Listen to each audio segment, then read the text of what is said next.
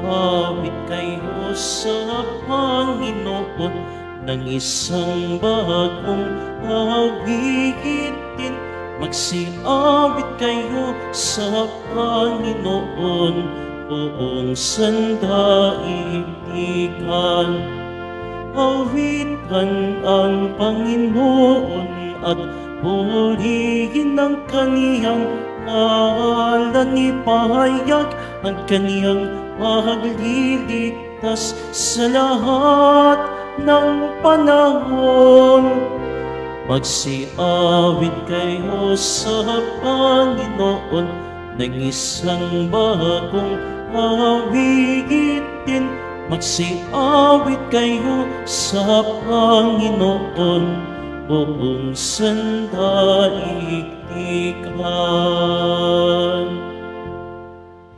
Sa ngalan ng Ama at ng Anak at ng Espiritu Santo, Amen. sumainyo ang Panginoon. At sumaiyo rin. Mga kapatid kay Kristo at mga kadiboto, sa araw na ito ay ating ginugunita sina San Pedro Bautista, San Pablo Miki at mga kasama, mga martir. Muli, tayo po ay tinipon ng ating Nuestro Padre, Jesus Nazareno, bilang kaanib ng angka ng Diyos. Tinipon niya ang bawat isa sa atin sapagkat mahal niya tayo. Kaya dumulog po tayo sa ating maawaing Panginoon na nagpapatawad ng lubos. Inaamin ko sa makapangyarihang Diyos At sa inyo mga kapatid, na lubha akong nagkasala sa isip, sa salita at sa gawa, at sa aking pagkukulang. Kaya isinasamo ko sa mahal na Birheng Maria, sa lahat ng mga anghel at mga banal, at sa inyo mga kapatid, na ako'y ipanalangin sa Panginoong ating Diyos. Kaawaan tayo ng makapangyarihang Diyos, patawarin tayo sa ating mga kasalanan at patnubayan tayo sa buhay na walang hanggan. Amen.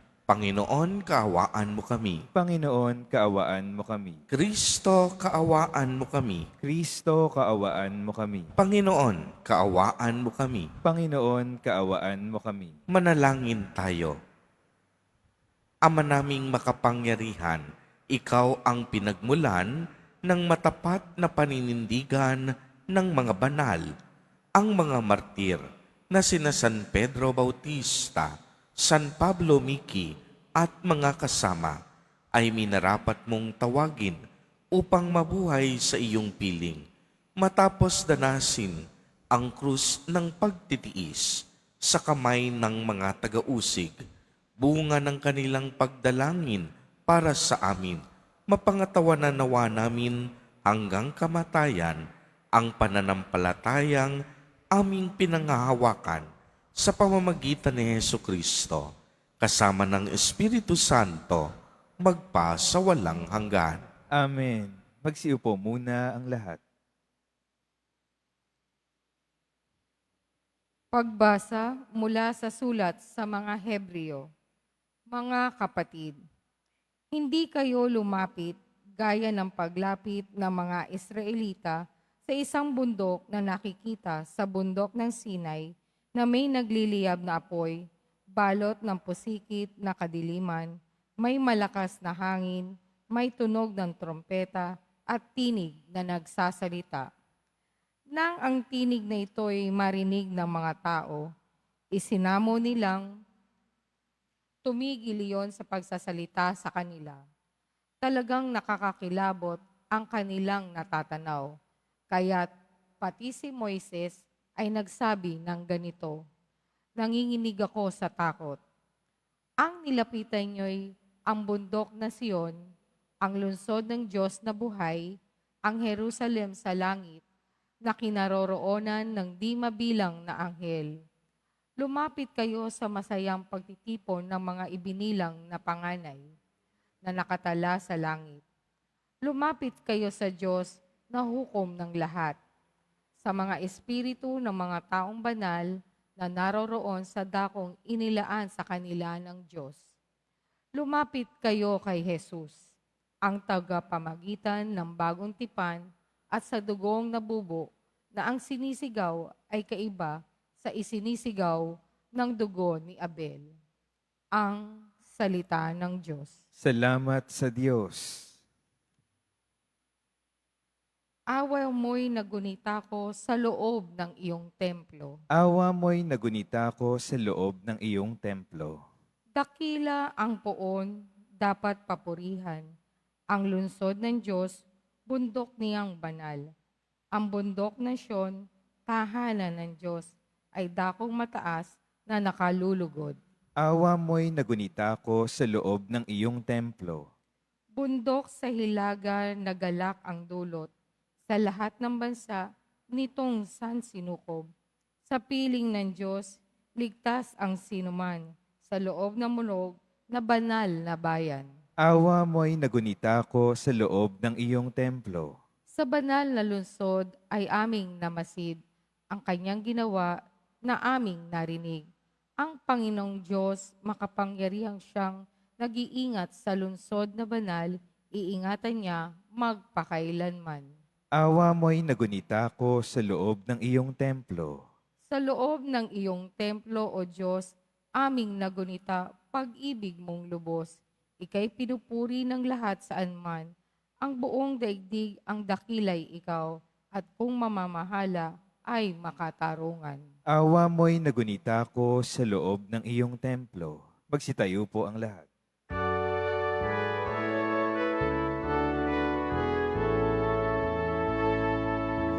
Hallelujah, Hallelujah, Hallelujah, Hallelujah.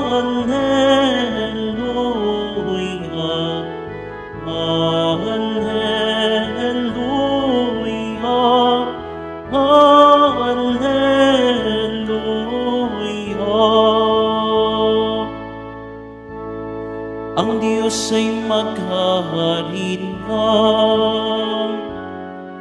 talikdan ang tanang sala,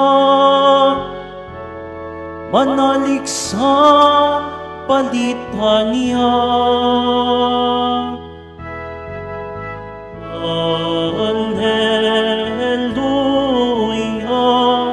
Hallelujah, Hallelujah.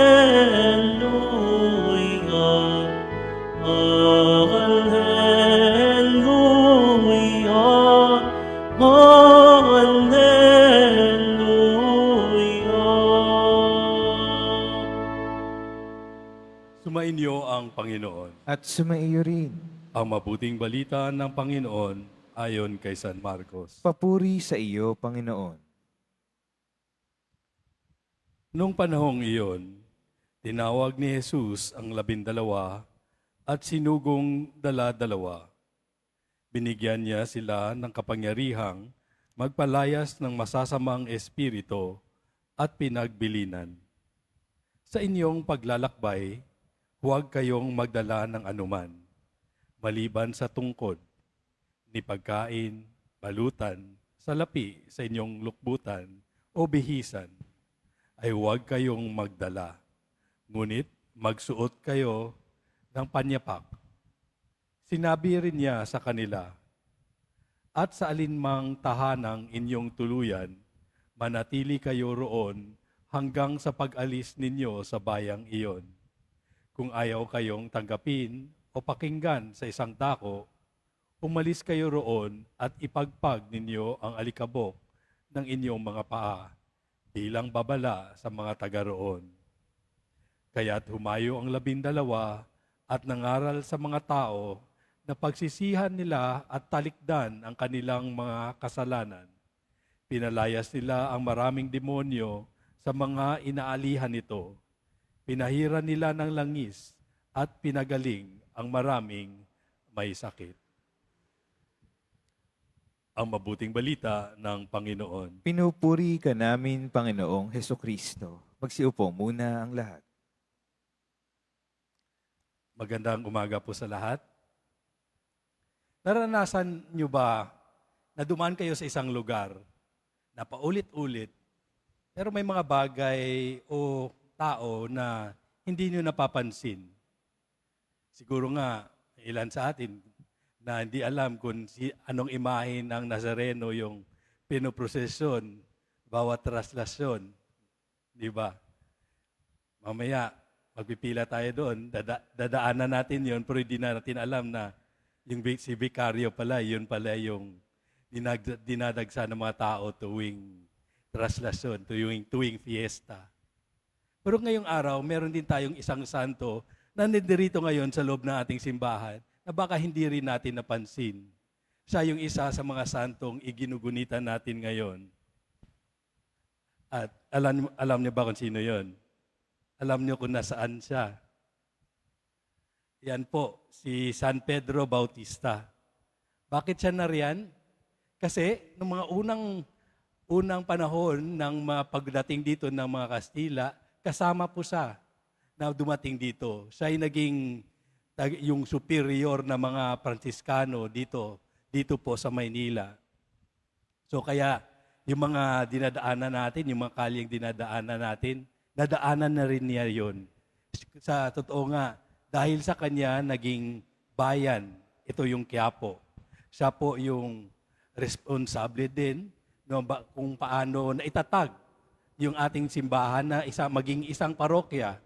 Ngunit, nung mga panahon na yon, ano pa lang yun? Kawayan sa mga nipa. So, kaya kung sa ating bayan, dito sa Pilipinas, yung pagdiriwa po ngayon, nauuna yung pangalan ni San Pedro Bautista.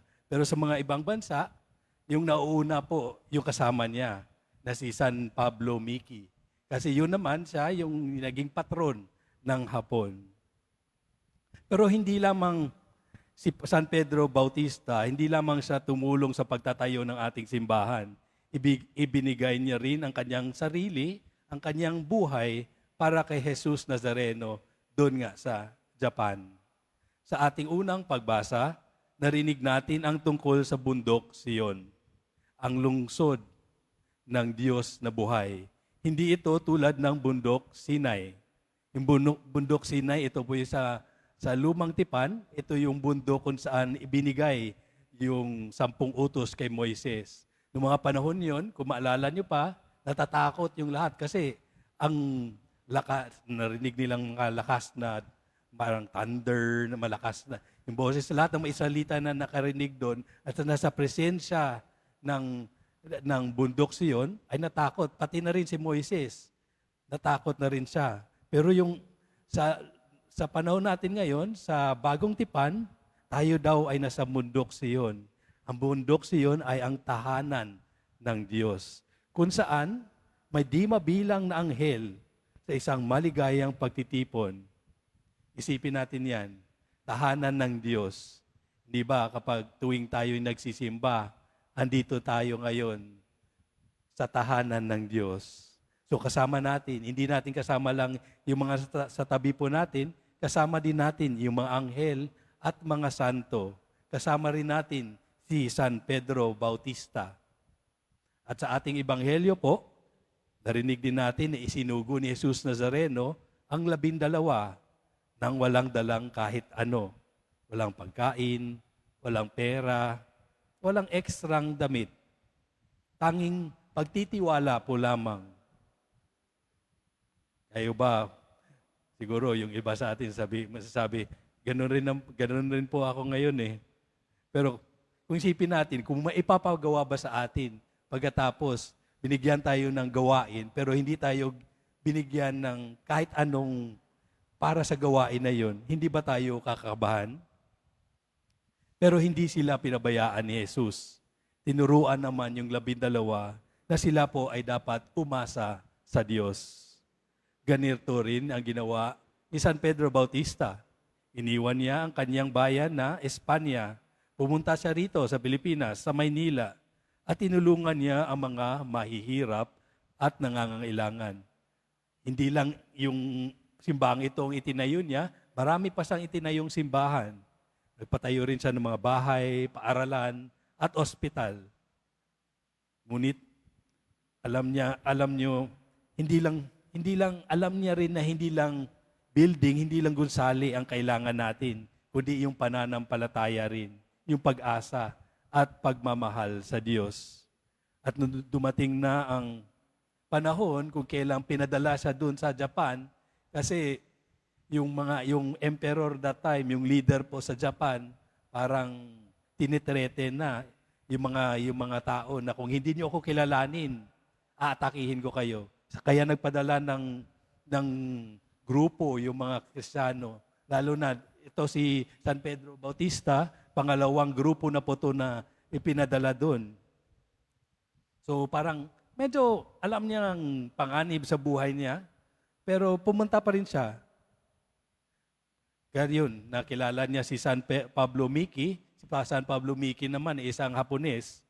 At doon, andun sila, nagpatayo rin sila ng simbahan, nagpatayo rin sila ng mga paralan, tumulong rin sila sa mga tao doon. Ngunit dumating ang araw kung kailan sila'y inusig at sila'y hinuli. Pinalakad sila ng halos 1 buwan sa gitna po ng taglamig. At akala ng tao, tinitingnan nila, parang habang lumalakad dito yung mga Kristiyano, akala nila parang mga kriminal ang lumalakad. Pero yung nakita nila, isang grupong lalaking umaawit ng mga papuri sa Diyos. Bakit ganon? Alam ng mga tao to na papunta sila sa kanilang kamatayan, pero umaawit pa rin sila. Dahil alam nila po na hindi sila pababayaan ng Diyos. Si San Pablo Miki nga, nung siya'y nasa krus na, pinako din sila sa krus, bago siya namatay, ay nangaral pa rin. Pinatawad niya ang mga pumapatay sa kanya at sinabi sa mga tao na ang tanging daan sa kaligayahan ay si Jesus Nazareno. Baka iniisip po natin na sila lang yun. Pero kung ako, yung gusto ko lang, makaraos ko yung araw na ito. Totoo yan. Tuwing pumupunta tayo dito sa Quiapo, alalahanin natin na, yun nga, yung mga kalsada, yung mga kalyeng dinaanan natin, ay dinaanan din ni San Pablo Bautista. Nakita niya rin, kahit sabihin natin yung sarili na natin, yung inisip natin, yung problema natin. Pero nung panahon ni San Pedro Bautista, ay nakita niya rin ang parehong pangangailangan ng mga tao noon. Mga nagugutom, mga may sakit, mga nangailangan ng pag-asa, at may ginawa siya tungkol dito. Ang Ebanghelyo natin ngayon ay hindi lamang para sa mga unang alagad, para rin ito sa atin. Nang sinabi ni Jesus na huwag kayong magdala ng anuman sa inyong paglalakbay, para rin ito sa atin. Siguro nga, ang paglalakbay mo ngayon ay makaraos lang sa araw na ito. Siguro yung paglalakbay mo, yung paghahanap ng susunod na kakainin. Pero baka rin ang kinakaharap mo ay isang bisyo na hirap mong iwanan. Ano man ang laban mo, sinasabi pa rin ni Jesus Nazareno sa atin na magtiwala ka. Ako ang bahala sa iyo. Magtiwala ka lang sa akin. Siguro nga, hindi tayo tinatawag na maging martir tulad ni San Pedro Bautista at San Pablo Miki at ang mga kasamahan nila. Pero tuwing pumapasok tayo sa dambanang ito, hindi ka lang pumapasok nga sa isang gusali. Pumapasok ka rin sa lungsod ng Diyos na buhay, sa maligayang pagtitipon ng mga anghel at mga santo. Bahagi ka ng isang bagay na mas malaki pa sa atin. Kaya, bago tayo umalis, siguro sa araw na ito, tingnan natin yung imahe ni San Pedro Bautista.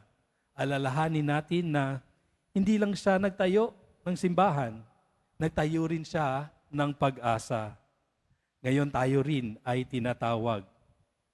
Baka hindi nga tayo tinatawag na magtayo ng simbahan, pero kaya nating magtayo ng pag-asa.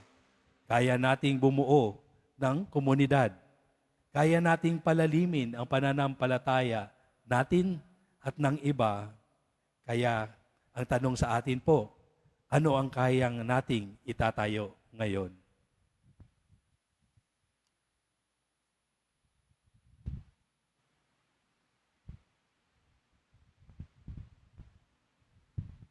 Magsitayo po ang lahat. Minamahal kong mga kapatid, inaanyayahan tayo ng Diyos Ama upang maging mga lingkod niya sa pagpapalaganap ng mabuting balita ng kaligtasan. Manalangin tayo para sa biyaya na ating maunawaan ang dignidad ng ating misyon at para sa kinakailangang lakas upang maisagawa ito. Sa bawat panalangin ang ating itutugon, samahan mo ang iyong mga isinugo, O Panginoon. Samahan mo ang iyong mga isinugo, O Panginoon. Ang naglalakbay na simbahan, naway higit na humikayat ng mga tao upang magbagong buhay sa pamamagitan ng pagiging saksi kay Hesukristo sa kanyang salita at gawa. Manalangin tayo. Samahan mo ang iyong mga isinugo, O Panginoon. Ang mga misyonero na nagpupunyagi sa ibang bansa, naway biyayaan ng Diyos ng mayamang ani. Manalangin tayo. Samahan mo ang iyong mga isinugo, O Panginoon. Ang mga magulang, naway patuloy na magsumikap na ibahagi ang pananampalataya sa kanilang mga anak. Manalangin tayo. Samahan mo ang iyong mga isinugo, O Panginoon. Ang mga taong nabibigatan sa mga kasawian sa buhay, naway maipakita nating lahat ang ating pag-aaruga, pakikiisa, pag-ibig at pangunawa. Manalangin tayo. Samahan mo ang iyong mga isinugo, O Panginoon. Ang mga namatay, naway maging malaya sa mga alalahanin sa mundong ito at magkamit ng kasiyahan na walang hanggang kapayapaan. Manalangin tayo. Samahan mo ang iyong mga isinugo, O Panginoon. Sa ilang sandali ng katahimikan, ating ipanalangin ang iba pang mga pangangailangan ng ating pamayanan, gayon din ang mga intensyon na inalay sa ating misa sa araw na to. Isama rin natin ang ating mga pansariling kahilingan. Manalangin tayo. Samahan mo ang iyong mga isinugo, O Panginoon. Panginoong Diyos, nagtitiwala kami sa iyo. Pinili mo kami sa pamamagitan ni Kristo upang ipahayag ang pag-ibig na iyong ipinakita sa amin. Gawin mo kaming tapat sa mensahe ng Ebanghelyo. Hinihiling namin ito sa pamamagitan ni Kristo na aming Panginoon. Amen.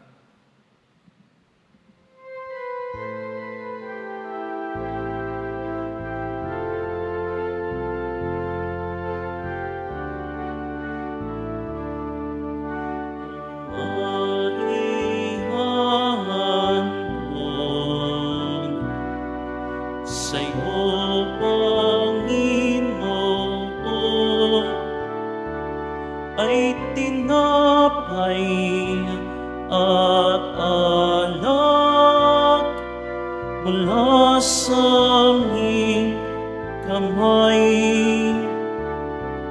Sa iyong kabutihan, aming iaalay ang tinapay at alak sa gisag ng aming buhay.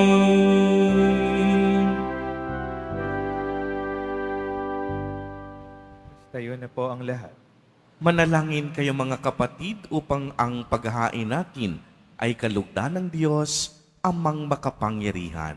Tanggapin nawa ng Panginoon itong paghahain sa iyong mga kamay, sa kapurihan niya at karangalan, sa ating kapakinabangan, at sa buong sambayanan niyang banal.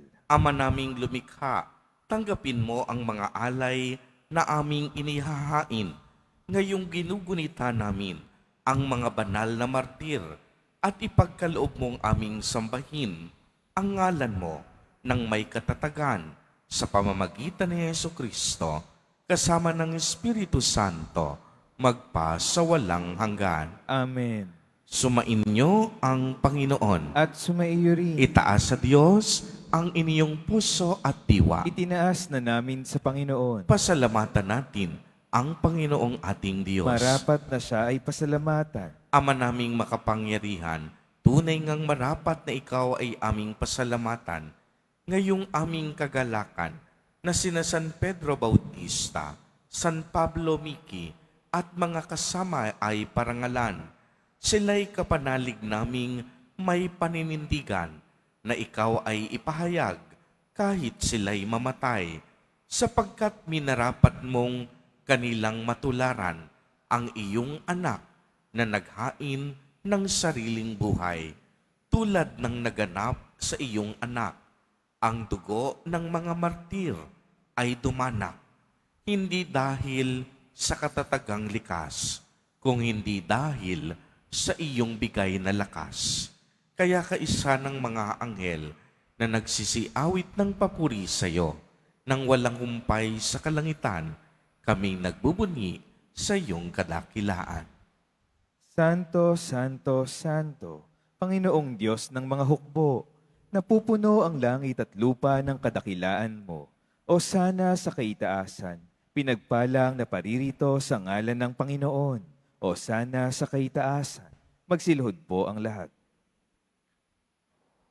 Ama naming banal, ikaw ang bukal ng tanang kabanalan.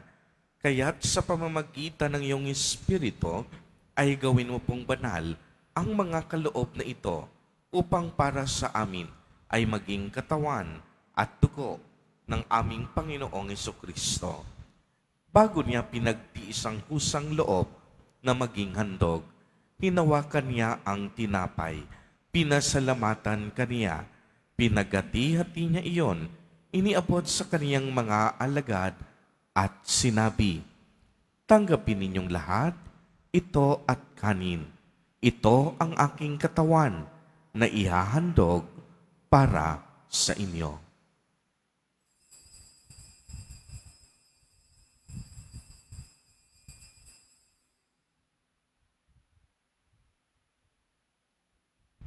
Gayon din naman noong matapos ang hapunan, hinawakan niya ang kalis. Muli kanyang pinasalamatan. Iniabot niya ang kalis sa kaniyang mga alagad at sinabi, "Tanggapin ninyong lahat ito at inumin. Ito ang kalis ng aking dugo, ng bago at walang hanggang tipan. Ang aking dugo na ibubuhos para sa inyo at para sa lahat sa ikapagpapatawad ng mga kasalanan. Gawin ninyo ito sa pag-alaala sa akin."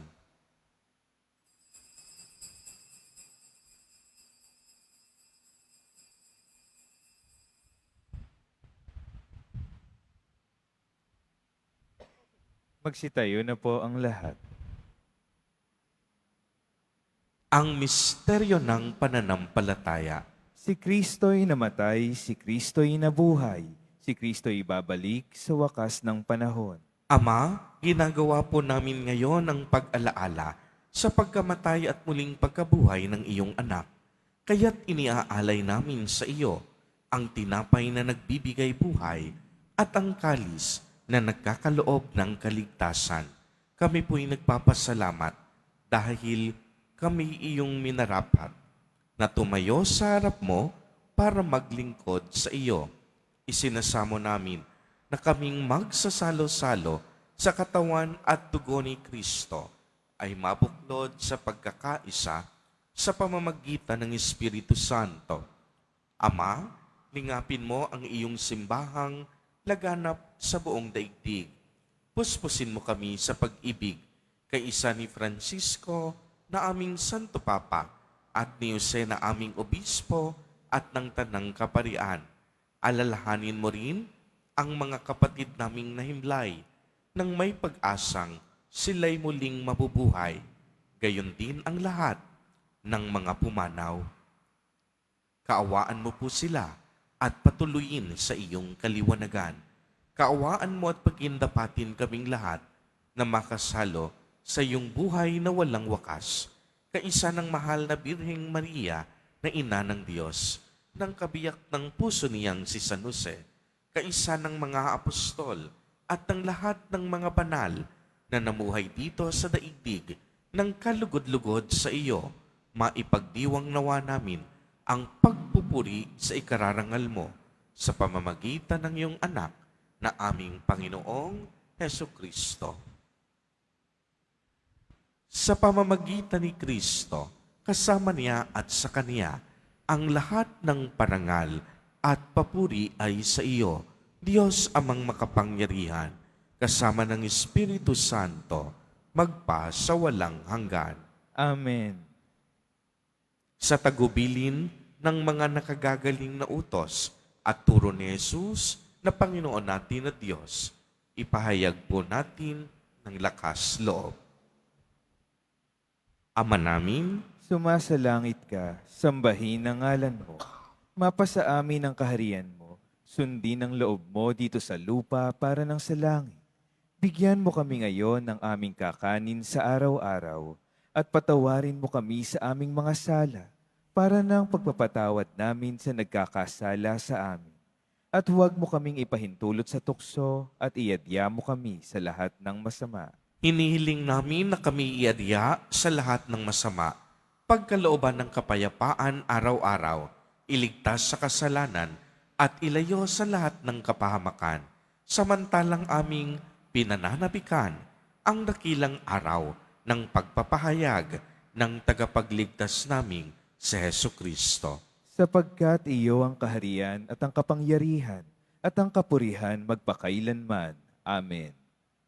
Panginoong Jesucristo, sinabi mo sa iyong mga apostol, kapayapaan ang iniiwan ko sa inyo, ang aking kapayapaan ang ibinibigay ko sa inyo. Tunghayan mo ang aming pananampalataya at huwag ang aming mga pagkakasala. Pagkalooban mo kami ng kapayapaan at pagkakaisa ayon sa iyong kalooban, kasama ng Espiritu Santo, magpa sa walang hanggan. Amen. Ang kapayapaan ng Panginoon ay laging sumainyo. At sumaiyo rin. Magbigayan kayo ng kapayapaan sa isa't isa.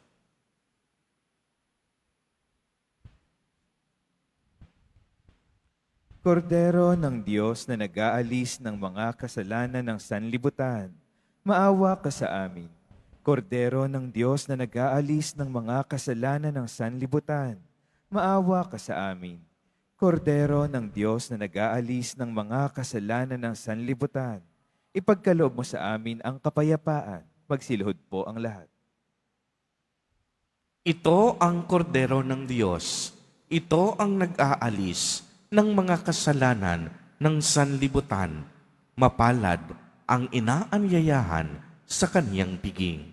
Panginoon, hindi ako karapat-dapat na magpatuloy sa iyo, ngunit sa isang salita mo lamang ay gagaling na ako.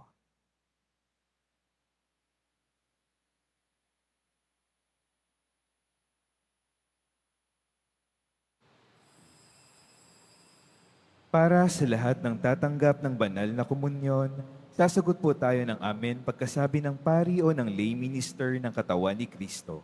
Isubo agad sa bibig bago umalis sa harapan ng pari o lay minister. Sumunod po tayo.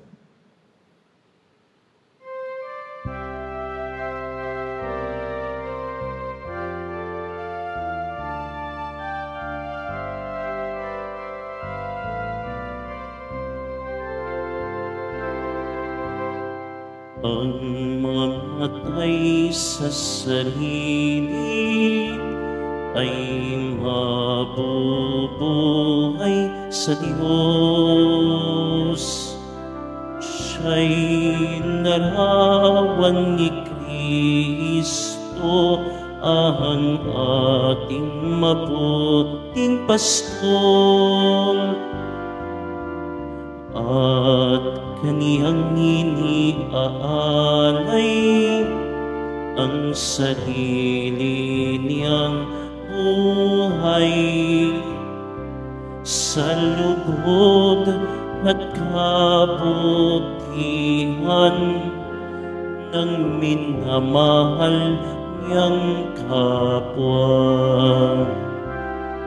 Sa paglapit sa panganib, tumatakas ang upahan.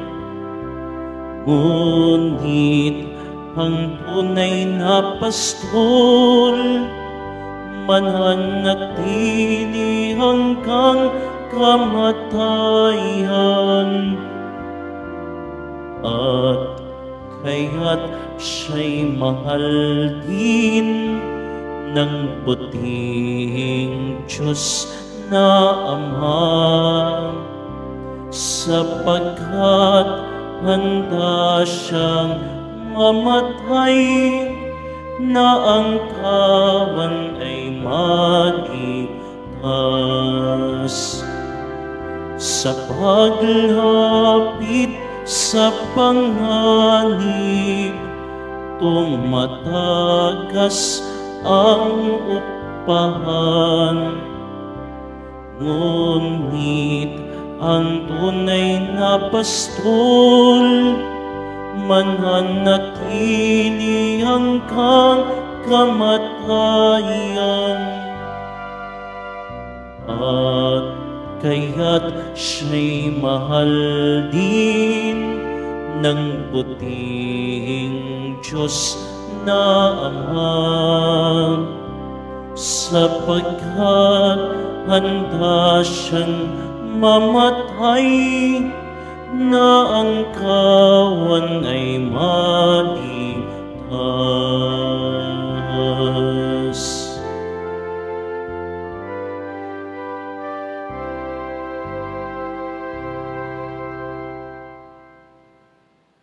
Announcement. Ang lahat po ay inaanyayahan, lalo na ang mga may sakit o may karamdaman, sa ating Healing Mass and Service. Mamaya, February 6, 2025, ngayong Webes sa ganap na ika-6 ng gabi. Makiisa po tayo. Mga kadeboto, mabibili pa rin po sa ating Parish Finance Office ang Nazareno Images, Nazareno Medallion, at ang Nazareno Novena and Prayer Booklet in English or Tagalog. Mga paalaala sa mga nagsisimba. Pagkatapos ng misa, wiwisikan po ang lahat ng banal na tubig. Pinakikiusapan ng lahat na manatili lamang muna sa inyong mga lugar. Tanging sa Quezon Boulevard o sa Plaza San Juan lamang ang labasan ng lahat. Sumunod po tayo.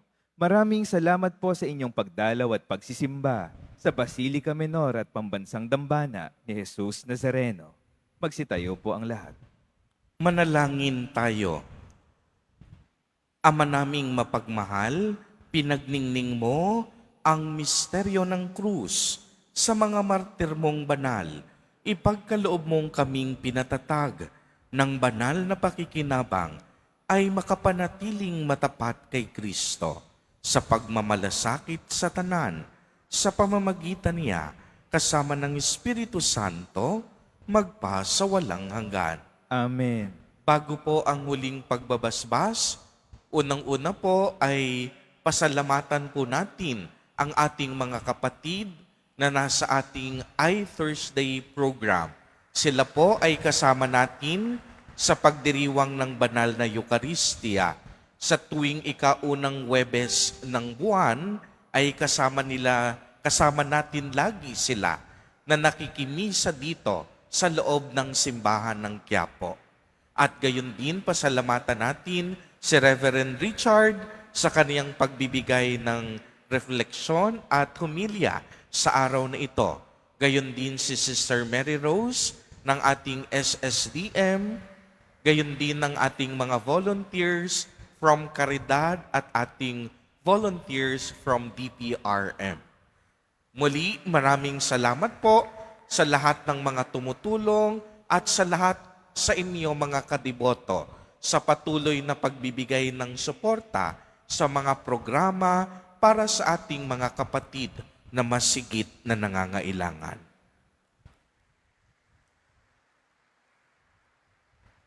Sumainyo ang Panginoon. At sumaiyo rin. Pagbabasbas, mahal na poong Jesus Nazareno, inihayag mo sa pamamagitan ng krus ang walang maliw na pag-ibig ng Diyos sa sangkatauhan.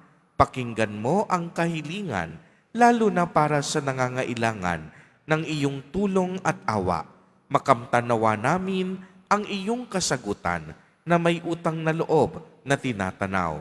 Basbasan din po ninyo itong mga imahen, mga panyo, at mga dasalan upang lalo kaming manalangin at magtiwala Sa pamamagitan ng bendisyon na ito, naway lalo kaming maging mapaglingkod, masunurin at tapat sa iyo na aming maluwalhating Panginoon, magpa sa walang hanggan. Ah, At pagpalain po kayong lahat at ng inyong buong pamilya ng makapangyarihang Diyos, Ama, Anak, at Espiritu Santo. Amen. Pumayo kayong taglay ang kapayapaan ng poong Jesus Nazareno. Salamat sa Diyos.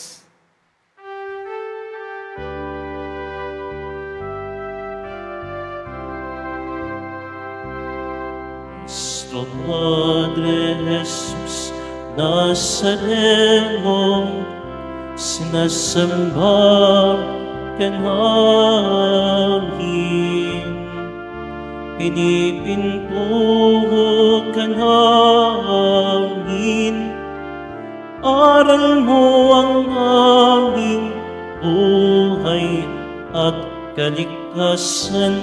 Nuestro Padre Jesus Nazareno, iligtas mo kami sa kasalanan.